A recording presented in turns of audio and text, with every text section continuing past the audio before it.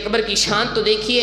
ارے جب مدینہ میں پہنچے نا، ہجرت کی تو مدینہ آئے، تو اہل مدینہ وہ دیکھ رہے ہیں دو شخص آ رہے ہیں، دونوں نے سفید کپڑے پہنے ہوئے ہیں، لیکن اب وہ ان کو جستجو ہے کہ ان دونوں میں آقا کون ہے اور غلام کون ہے، آقا کون ہے اور غلام کون ہے.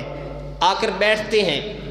اور عرب میں یہ رواج تھا کہ جب سورج طلوع ہوتا تھا نا، جب دھوپ آ جاتی تھی تو جو غلام ہوتا تھا وہ اپنے آقا کے سر پر چادر کر لیتا تھا.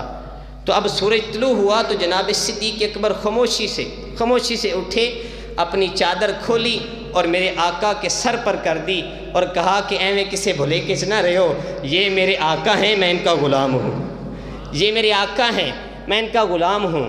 لیکن کچھ تو تھا، ارے کچھ تو تھا کہ اہل مدینہ وہ دو میں سے ایک کو ڈھونڈ رہے تھے، ثانیہ نین میں سے ایک کو ڈھونڈ رہے تھے، کچھ تو تھا.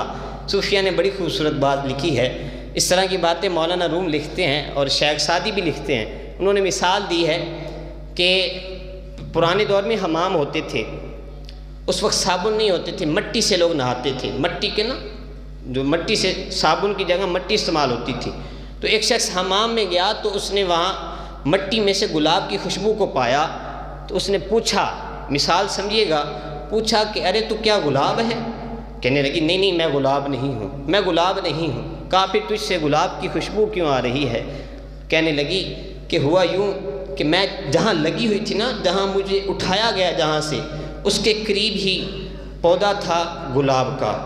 تو بس ہوتا یوں تھا کہ شبنم گرتی تھی اس پنکھڑیوں پر گلاب کی، اور اس شبنم کے قطروں میں گلاب کی خوشبو آتی تھی. پھر وہ اس سے چوس اس گلاب کی پنکھڑیوں سے گر کر نیچے مجھ پر گرتی، اور پھر میرے اندر گلاب کی خوشبو سما گئی. میری کیا حیثیت، میری کیا اوقات کہ میں گلاب بنوں؟ ارے میں گلاب کے قدموں میں رہی تو گلاب کی خوشبو مجھ میں آنے لگی ہے. ارے غور تو کرو، جو 3 دن تک غار میں اکیلے رہے. ارے یہ تو ایک رخ ہے، آپ نے جو مثال سمجھی. دوسرا رخ دیکھیے اس کا، اور بڑا خوبصورت رخ. خواجہ باقی باللہ دہلی میں آپ کا مزار ہے. آپ کے پاس نا مہمان آ گئے، گھر میں کھلانے کے لیے کچھ نہیں تھا. ایک مرید تھا آپ کا تندور والا، کہا میرے مہمانوں کی مہمان نوازی کر دے. تو انہوں نے مہمان نوازی کی. 3 دن تک خواجہ بڑے خوش ہوئے. اس کا نام تھا نان بائی، تندور والے کو کہتے ہیں نان بائی. تو آپ نے کہا، جب مہمان چلے گئے تو آپ نے کہا نان بائی کو، مانگ کیا مانگتا ہے، طلب کر.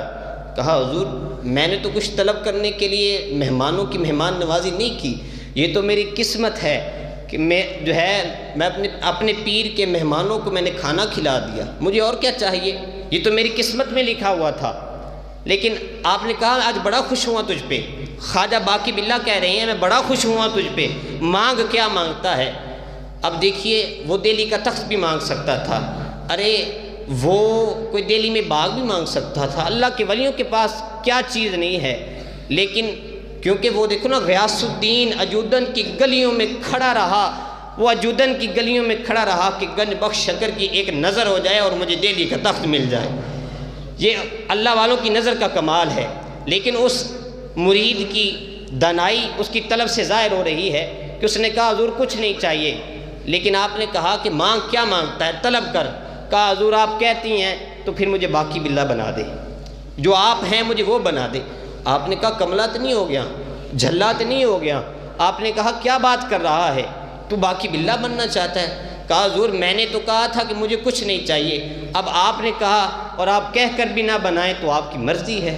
آپ نے ہاتھ پکڑ کر اندر خیمے میں لے گئے. مریدوں کی نظر خیمے کے دروازے پر ہے. اب کچھ دیر بعد 2 بندے اندر گئے تھے، 2 ہی باہر آئے. لیکن جب جا رہے ہیں، ایک خواجہ باقی باللہ ہے، دوسرا نان بائی ہے. لیکن جب واپس آئے ہیں تو دونوں باقی باللہ بن چکے تھے.